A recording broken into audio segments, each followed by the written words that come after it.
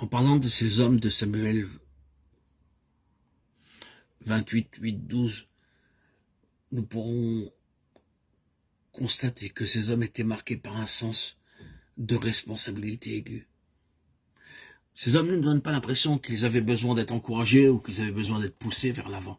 Ils prenaient l'initiative quant à la responsabilité. Chacun d'entre eux se disait en substance: cette chose primordiale de la pensée de Dieu devient quelque chose de personnel pour moi. Je l'amène totalement jusqu'à moi. Les autres sont peut-être partis. Il n'y a peut-être plus personne ici qui se sente concerné. Mais parce que j'ai appréhendé cette pensée divine, je refuse de l'abandonner. Cela devient une affaire personnelle. Et ainsi que ce soit contre 300, contre 800, ou même tous les Philistins à la fois, ces hommes tiennent bon, même s'ils sont seuls. C'est toute la responsabilité de ce témoignage entier qui est saisi par l'individu comme si celle-ci reposait sur lui seul à ce moment précis. C'est là la grandeur supérieure. Il y en a qui se plaisent dans la foule et qui agissent quand d'autres sont là pour les encourager et les soutenir.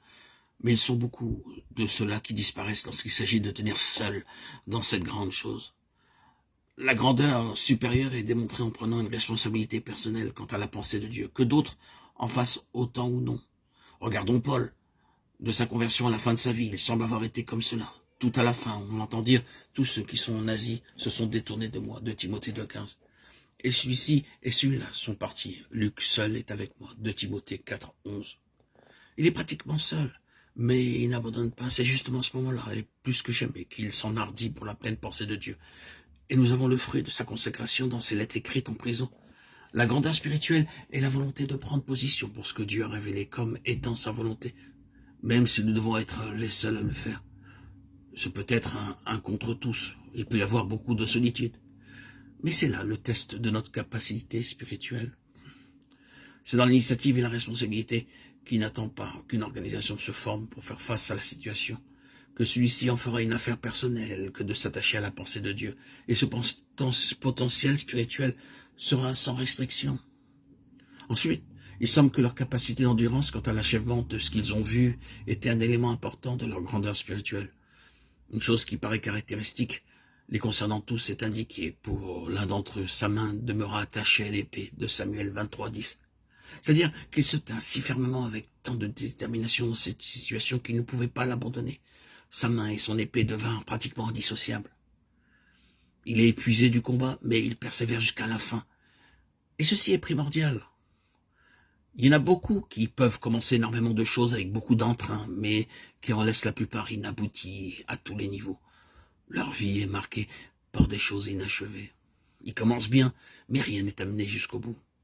Ils arrivent à un point où ils se lassent, où ils se fatiguent, un point où le coup ou bien le danger s'accroît, puis la main faiblit et ce dans quoi ils se sont appliqués reste inachevé.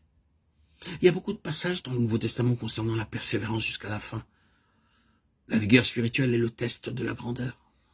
Oh, combien avons-nous besoin de vigueur spirituelle afin de pouvoir persévérer dans l'œuvre, d'y être totalement donné et de ne pas lâcher notre main demeurant attachée à l'épée. Nous sommes impliqués dans cette chose et nous ne pouvons pas abandonner. Il n'est même plus question dorénavant de vouloir ou non délaisser ce à quoi nous sommes donnés. Nous y sommes si consacrés que cela devient impossible.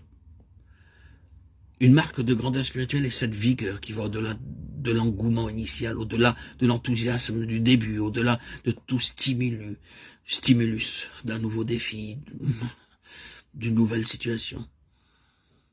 Quand la monotonie s'installe et que tout embellissement est dépouillé, cela devient une affaire pâle. Et maintenant, il s'agit de s'y impliquer complètement. Ainsi, l'épée d'Éléazar s'attacha à sa main. De Samuel 23, 10. Il était exténué, mais il acheva son travail. Il ne se découragea pas à mi-chemin. C'est ce qui est écrit concernant tout ce que ces hommes firent. Ils achevèrent le travail. Cela leur fut très coûteux, mais ils allèrent jusqu'au bout. Ils prouvèrent leur vigueur. Il est peut-être possible de descendre dans la fosse, d'y tuer le lion et d'en finir en quelques instants, ou bien d'aller au-devant d'un géant, de lui porter le coup fatal. Et ça, on sera fini de cette besogne. Mais il en est tout autrement de tenir, de combattre ennemi après ennemi, raid après raid, bataille après bataille, de faire face sans cesse aux attaques renouvelées. Vous pouvez croire que ces bandes de Philistins ne firent pas qu'un seul assaut sur chacun de ces hommes. Un à un, les ennemis tombaient devant eux. Ils se reformaient et d'autres se joignaient à eux, qu'ils soient 300 ou 800 ou davantage encore. Ils chargèrent jusqu'à ce que le dernier d'entre eux soit à terre,